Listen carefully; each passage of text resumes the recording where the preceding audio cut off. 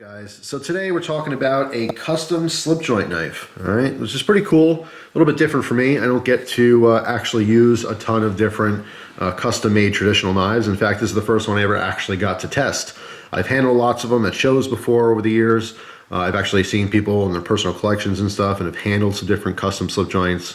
But like I said, the first time I actually got to use one, so it was pretty interesting. So this is from Michael May, all right, you can see some contact information there if you're interested.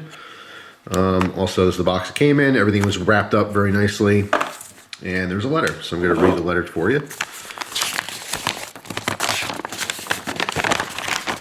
So you can skip over this, but I'll put the timestamp right now if you don't care to hear the letter. But here we go. It says, Michael May, Handcrafted Knives, Sheffield. The act of incorporation of the Company of Cutlers in Hallamshire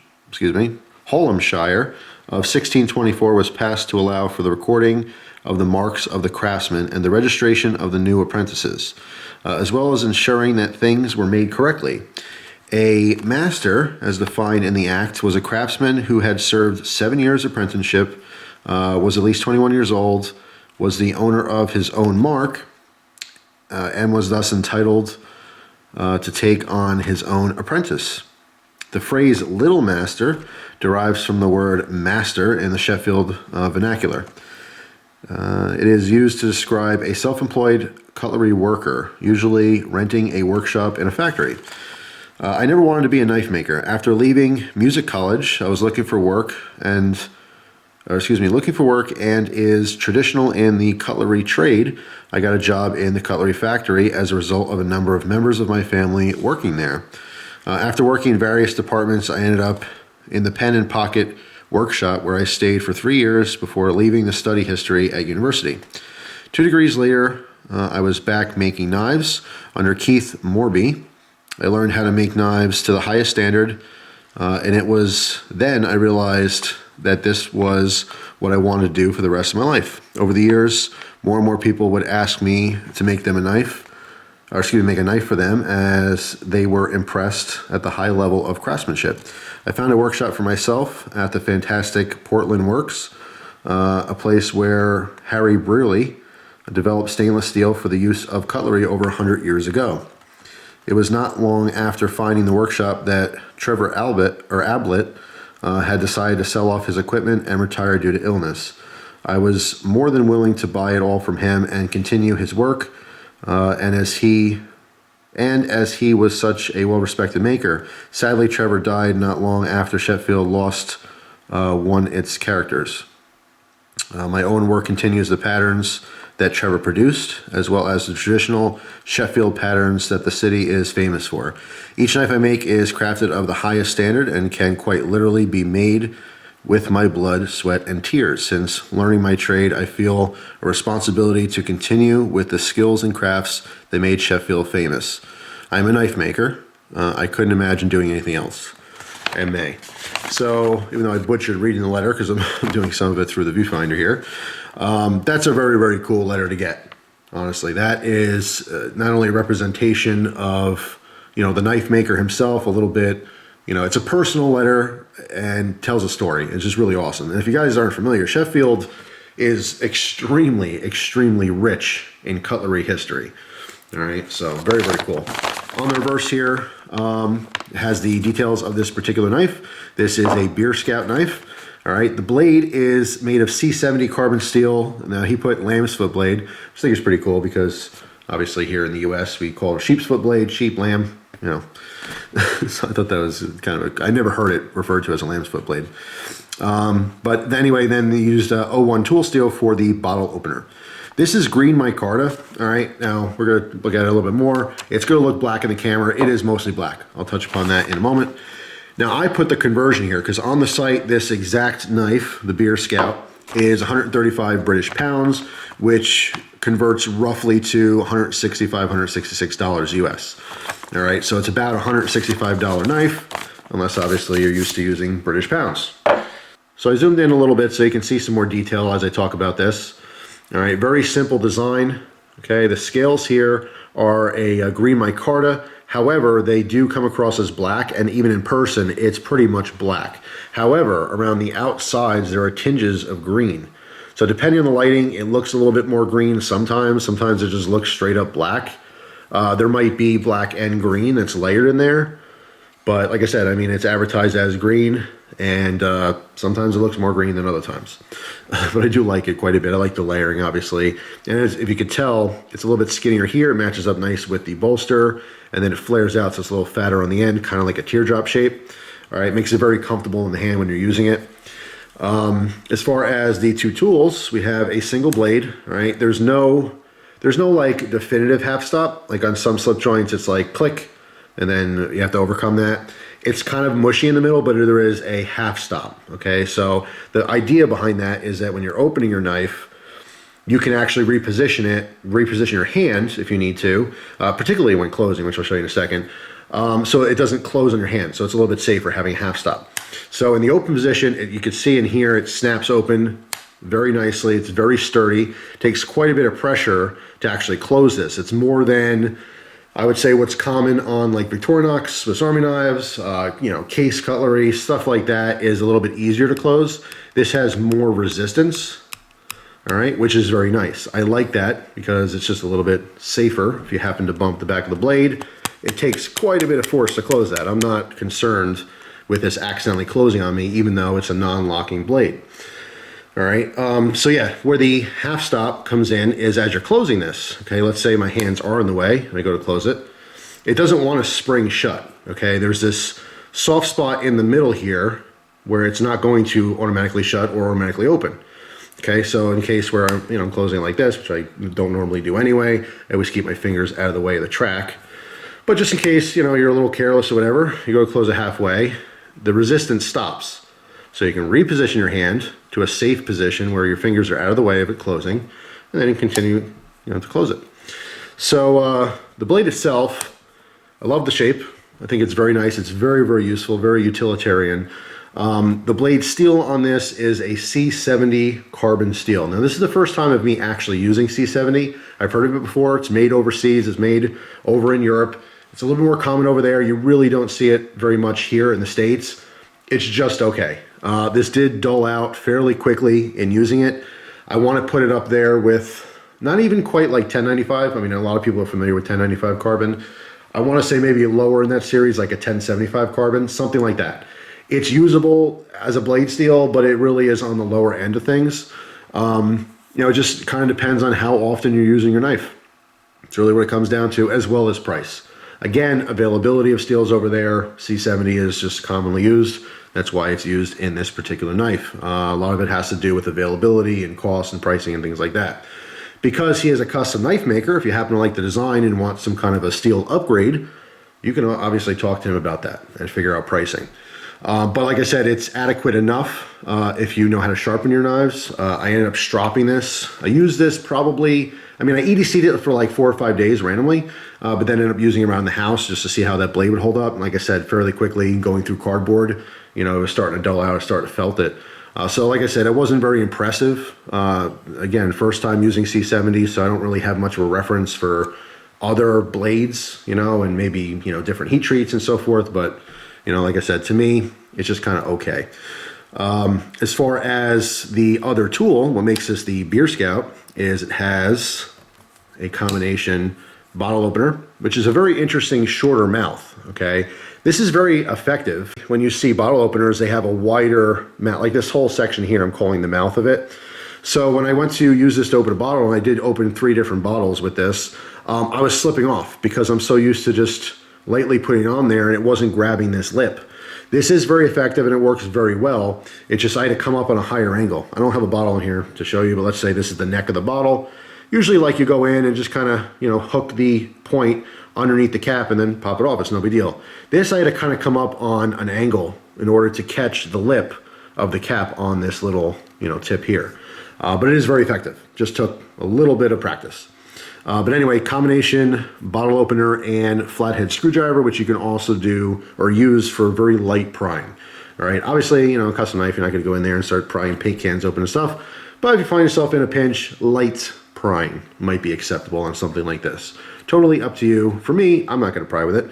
But I did use this to turn a couple flathead screws. In fact, I had another knife that had a flathead screw for a pivot screw. and I used this to adjust it, and it worked totally fine. I think it was a Two Sons knife, but the blade was a little bit loose, and I used this as a screwdriver because I happened to be sitting on my desk. So yeah, this, by the way, is in 01 tool steel, which is very, very hard. Again, you know, harder than the blade in that C70, so a very light prying might be okay because it is a tool steel. Now keep in mind, both tool steels as well as carbon steels rust easily. All right, so on the back here, there's not really rust, but it's beginning to tarnish a little bit just from me touching it, holding it and stuff. And let me zoom in and show you that. It's very, very light right in this section here. So just keep this in mind. This is something that if you want to have like a natural patina, you know, and handling this and touching this and using this, it's going to start to, the blades are going to darken up a little bit, unlike stainless steel. All right, so just kind of a heads up, if you want to keep it looking how you get it, just wipe it down with some oil, get an oily rag, you know, and just give it a quick wipe down at the end of the day. Going back to the blade and the steel, it does strop up very easily and it sharpens very easily, because the second time I used this around the house, I used it until it was dull enough where I needed to sharpen. I was kind of curious, again, because it's the first time me using C70, I was very curious about, you know, how it's going to perform and how easy it would be to sharpen, and it is extremely easy to sharpen. So that is a bonus, even though it gets dull fairly quickly. You can anyone can sharpen this up, all right, as opposed to some of the higher end knives today with these, you know, upper end steels and super steels, and people just, no matter what they do, they can't get it sharp. This is the opposite side of the spectrum. Anyone can put a nice edge on this, even with a very simple, like $1 or $2 sharpener, all right? So that's kind of a bonus. All right, so I want to give you guys an even tighter shot here just so you can see maybe the fit and finish, the contours. Everything's finished nicely. I would give it probably like a 9 out of 10 as far as finish. It's not perfect. There are some, you know, very, very minor gaps. In fact, I grabbed another random slip joint that I had laying around. This is a Buck, let's say it's a Buck Trapper. I don't know what model this is offhand. It is a 312, looks like 312X. All right, just as a comparison here, I'll come in very close. Just to show you, when I talk about fit and finish, the fit is basically, you know, maybe this very, very slight gap in between the back spring here and the brass liner. You know what I'm saying? Like stuff like that. Whereas with this one, when they're all done fitting everything together, maybe they go back over, you know, and polish up or, you know, start sanding the back of the spines here. So although it is very, very well done, and most people would probably not even notice this, if you're one of those people that have, you know, $1,000 customs and they're just absolutely perfect and pristine, this might seem a little lacking to you. To the average person, it's not gonna make a difference, but again, I'm doing a review, so I think it's important to mention stuff like this. So the fit and finish to me, again, maybe like a 9 out of 10. All right, where compared to this Buck, and this Buck is actually finished a lot better than, say, most case knives. All right, a lot of case knives, they look awesome and stuff when you really like look really close and start inspecting them, you know. Again, just tiny little gaps in between all the pieces. Obviously, you're laying a bunch of different metal here. This has to be completely flat on both sides and flush in order to, you know, stick together and not have any kind of gaps. So really looking close and criticizing, yeah, maybe there's a tiny bit of room for improvement there, but I do have to re-mention the price.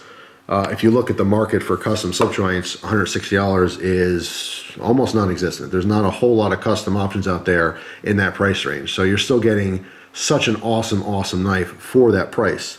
And overall, I really do love this knife. But like I said, I thought it was important to point that out. It's very, very smooth.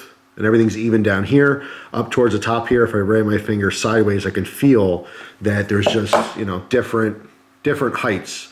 All right, this could be solved if you go back on a wheel or something and then obviously sand this down and polish it, you know, all together so you have one solid feel. When using a knife, it doesn't make a difference, okay? It's not like I can feel that or anything. In fact, with my thumbs here, using the knife and cutting, it feels totally smooth.